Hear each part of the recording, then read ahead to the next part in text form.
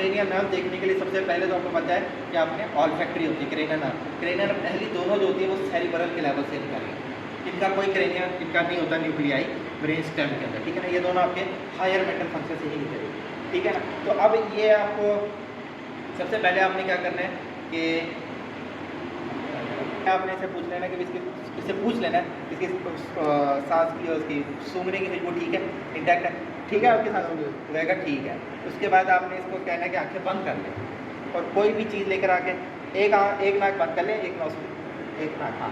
पहले आपने इस तरफ से चेक करना है, इस सूंघाना कि भी क्या है और हटा लेना है। कोशिश करो कि आपने रिपीटेटिव करना है, ये नहीं करना कि भाई इसको धोखा दो कि कुछ लेके नहीं गए हो और कहो कि सूंघो, इससे उसका कॉन्फिडेंस चला जाएगा। तो कोशिश वो भी खुशबू है ना उसको सूंघाओ, वो कहेगा हाँ भाई क्या खुशबू है वो बता देगा। फिर इसी तरह दूसरी नाक को करो, फिर आपने वो भी सूंघा देना है इसको, और इससे आपकी ऑल्फैक्टरी चेक। ये ख़राब कब हो सकती है? ऑल्फैक्टरी मोस्टली जो ख़राब होगी ना वो होती है आपकी क्या कहते हैं, जब कोई हेड का क्रेनियल हेड की इंजरी हुई जिसमें इंटीरियर क्रिविफॉर्म ब्लेड डैमेज हो जाए, उसमें ये आपकी ऑल्फैक्टरी चली जाएगी। एंसोमिया हो सकता है, पैरासोमिया होता है जब उसको डिफरेंट आ रही है, ठीक है ना। ये हो गया। उसके बाद क्या होती है सेकंड, वो ऑप्टिक होती है। ऑप्टिक के लिए ये होता है कि सबसे पहले आपने पेशेंट को कहना होता है कि आप दूर देखें, एटलीस्ट 6 सेंटीमीटर का डिस्टेंस हो तो वो आप दूर देखें। क्या लिखा हुआ है? 4 लिखा। ये क्या है? ये हैमर हो गया। क्या कलर है उसका? अब हमने कलर भी देख लिया, फार विजन भी देख ली, नियर विजन भी देख चुके। आगे ऑप्टिक में हम क्या देखते होते हैं, इसमें विजुअल फील्ड अगली हमने देखनी है और विजुअल फील्ड को देखना है।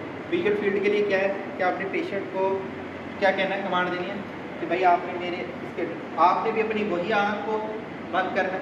तो वहाँ भी ये गलती हुई है कि आपने जब आपने ऑप्टिक में करानी है उसकी दोनों आँखों को मुआयना करना है। दोबारा हम कर लेते हैं, एक आँख पे राइट पे बंद करो, अब देखो दूर क्या लिखा हुआ, अच्छा, और दूसरी आँख से देखो। इस तरह आपने अल्टरनेट चलना है, दोनों आँखों को चेक करना है, एक साथ नहीं करना है। इसी तरीके से जब विजुअल फील करना है तभी आपने अपनी भी उसी आँख पे याद रखना और पेशेंट को आपने कहना है कि हाँ कहाँ तक नजर आ रहा है। ये आप कन्फर्मेटरी मेथड से देख सकते हो जहाँ तक आ रहा है। फर्स्ट करो इसको, अब यहाँ आना खत्म हो गया, मुझे भी आना खत्म हो गया, इसको भी आना। इसी तरीके से फिर अपने दूसरे हाथ में रखो उसको और आपने ये कन्फर्मेट्रेशन टेस्ट होता है जिसमें हम देखते हैं कहाँ तक आना बंद हो। ये आप एक टेस्ट कर सकते हैं। बाकी स्लैनर चार्ट हो, दूसरा चार्ट हो, ये देख सकते हैं। ये हो गई आपकी ऑप्टिक।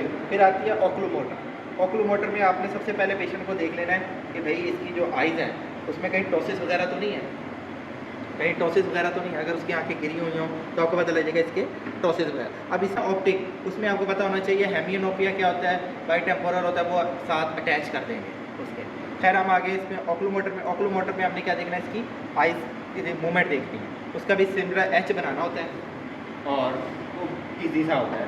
तो पेशेंट को आपने कहना है यहाँ देखो, फिर आपने पहले यहाँ ले जाना है, फिर यहाँ ले जाना है, ये एच बनाना भी बोल दिया, फिर वापस इधर आ जाना है, फिर इधर ले जाना है, वापस इधर ले आना है, फिर इधर नीचे ले जाना है। ये आपका एच है। वैसे आप तो करते हैं अपर मोटर और लोअर का, ठीक है। ये आपने एक एच बना लेना है और आपकी ये उसके बाद आपने इसका बड़ा इंपॉर्टेंट है वो है लाइट रिफ्लेक्स ऑक्लूमोटर का। ऑक्लूमोटर में आपने लाइट रिफ्लेक्स को देखना है। उसमें आपके लिए सबसे पहले होता है डायरेक्ट होगा, आपने पेशेंट की आँख में लाइट मारनी है साइड से मार और आपने देखना कि प्यूपल कंस्ट्रिक्ट हो रहा है कि नहीं हो रहा है, ठीक है ना। उसके बाद दूसरा होता है इनडायरेक्ट। हाथ रखवा लो, पेशेंट अपना हाथ रख लो, आप इधर नहीं कान आँख इधर आपने दूसरी आँख खोलो। अब आपने कंसेशल या इनडायरेक्ट लाइट रिफ्लेक्स देखना है। इस आँख पे लाइट मारेंगे और उस आँख की प्यूपल की कंस्ट्रिक्शन देखेंगे। स्विंगिंग करवाते नहीं है, वरना एक और भी होता है जिसमें आपको स्विंगिंग लाइट रिफ्लेक्स कराना होता है। ये 3 लाइट रिफ्लेक्स के हो गए पास है। ये अब जो 4th है ये भी चेक हो गई है, 6th भी चेक हो गई है, ठीक है ना। और क्या हो सकता है, अब आ जाते हैं हम 5th जो मोस्ट इंपॉर्टेंट है, जो करवाते भी हैं। इसका सेंसरी भी है और मोटर भी और पैरासिम्पैथेटिक भी है। तो पहले हम सेंसरी करेंगे। अब इसमें 5th में भी हम पेशेंट की देखेंगे कि भाई आइज़ की ड्रुबलिंग तो नहीं है। सबसे पहले एक आम फेस पे क्या देख लेना कि आइज़ में टॉसिस वगैरह तो नहीं है। उसके बाद आपने क्या कराना है, आपने वो सेंसरी में कुछ है आपके पास कॉटन होगी, उस कॉटन को आपने देखना है। वैसे इसमें नहीं है, वो 7th में है जो आपने टॉसिस देखनी है या 3rd में देखते हैं। तो आपने ये है सेंसरी। इसका पता ऑप्थेल्मिक होती है, एक मैक्सिलरी होती है और एक मैंडिबुलर बना जो। तो आपने एक इधर लगाना है, महसूस आंखें बंद कराने का कमांड देनी। पहले आपको महसूस होता है ना चीज़ें, पता लगे उसको होती ना हो, आप किए खड़े हो। तो आपने ये ज़रूर पूछना है पहले महसूस होता है।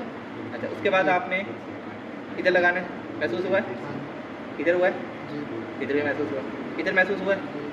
तो इस तरीके से आपने उसके सारी ऑप्थल्मिक मेडरी और मैक्सिलरी और मैंडिबुलर चेक करनी है।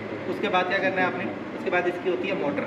इसकी मोटर इंपॉर्टेंट है, वो ये है कि आपने पेशेंट को, अच्छा जो अपर लिम्ब कर रहे हो आप बिठा भी सकते हो पेशेंट, ज़रूरी नहीं आप लटा के करो, अपर लिम्ब में आप पेशेंट को बिठा सकते हो। इस तरह भी करो गलत नहीं, उसमें आपने पेशेंट को कहना अपने दांतों को दबाना है, जैसे पीसते ना चीज़ को पीसना, और हाथ आपने ऐसे रखना है ताकि टेम्पोरल मसल भी आपके हाथ में आ जाए।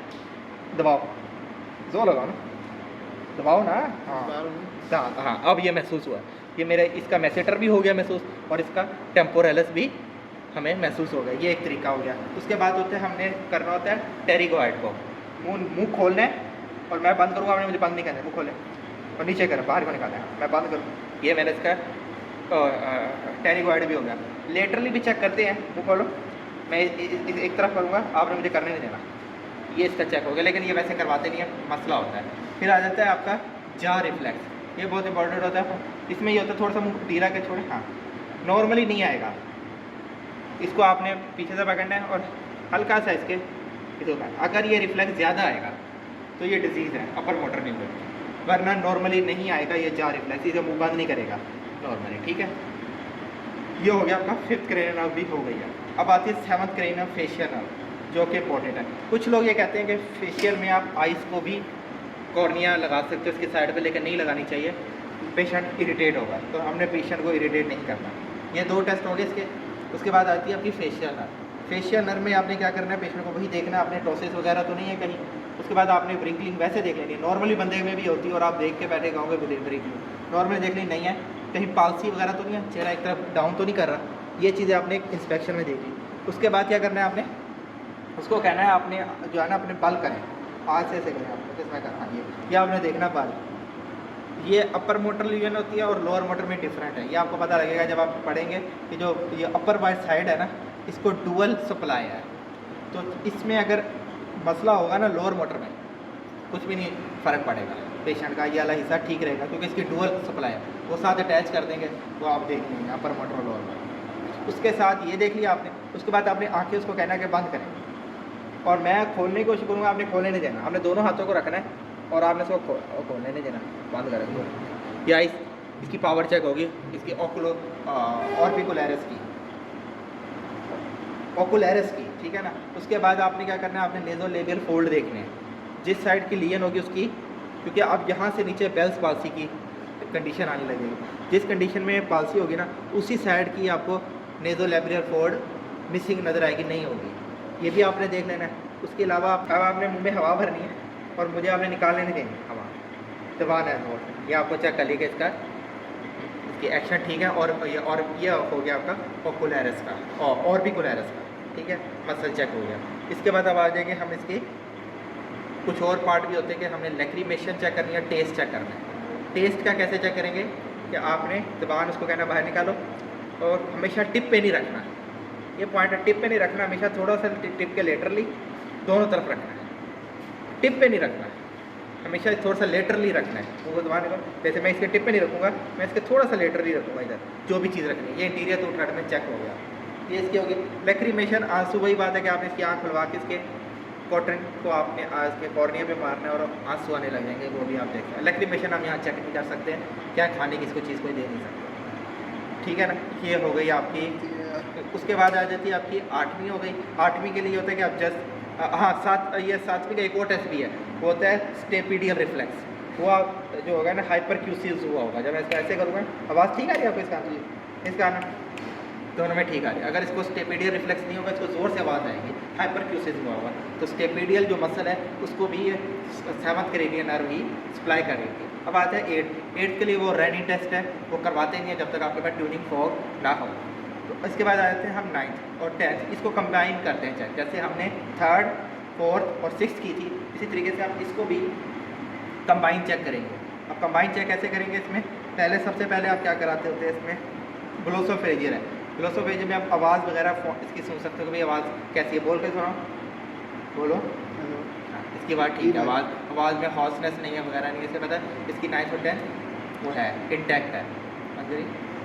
इस और अच्छा, इसमें अब ये है कि आपने इसको कहना है ज़ुबान बाहर निकालें, और आपने पोस्टीरियर 2/3 में अगर आपके पास टंग डिप्रेसर होगा तो आपने वो रखना है, और इसको गैग रिफ्लेक्स आएगा। ये 9th का है। एक और है, ऊपर होगा, ज़ुबान खोलो मुँह खोलो, इसके ऊपर होती है पैलेटल आर्च। पैलेटल पीछे होगी सॉफ्ट पैलेट का ना, ये तो हार्ड पैलेट नज़र आ रहा है ना, इसके पोस्टीरियरली होता है हार्ड पैलेट और सॉफ्ट पैलेट, उसमें एक आर्च बनी होती है, उसके वाल को टच करोगे तो वो अपवर्ड मूव करेगी। ये भी साइन है कि भाई आपकी ग्लोसोफ्रेंजियल का जो मतलब है वो ठीक है। एक होती है जो उसका है वेगस का स्पेसिफिक है, वो है कि आपने उसको यूबुला के एक्शन को देखना, मुंह खुलवा के आ करो, तो इसकी हम देखेंगे कहीं डेविएशन तो नहीं है। इसकी डेविएशन से आपको पता लग जाएगा, अगर ये जो आ करता है ना, और अगर वो जिस तरफ जाएगी लीजन उसके ऑपोजिट साइड पे हो, ये याद रखना है कि जहाँ इसकी डेविएटेड है उसके ऑपोजिट साइड पे लीजन होगी डेविएशन। ये 10th की है। उसके बाद आती है 11 कौन सी होती है हमारी स्पाइनल एक्सेसरी नर्व। उसके लिए होता है पेशेंट को बैठ जाए, अगर आप अपर लिम्ब की जो भी एग्जामिनेशन कर रहे हो हायर मेंटल फंक्शन, तो आप बैठा के करोगे ज़्यादा बेटर। इसमें आप उसकी शरंगी का शोल्डर देखते हैं। अब मैं आपने ऊपर को करूँ कर लो, मैं नीचे करूँगा, आपने मुझे करने नहीं देना, ठीक है। अब ये मुझे नीचे नहीं करना, इससे पता लगे इसके स्पाइनल एक्सेसरी नर्व भी ठीक है। और इसका दूसरा होता है स्टर्नोक्लेडोमास्टाइड, जिस तरफ फेस को उस तरफ करो, मैं इस तरफ करूँगा, आपने करने नहीं देना।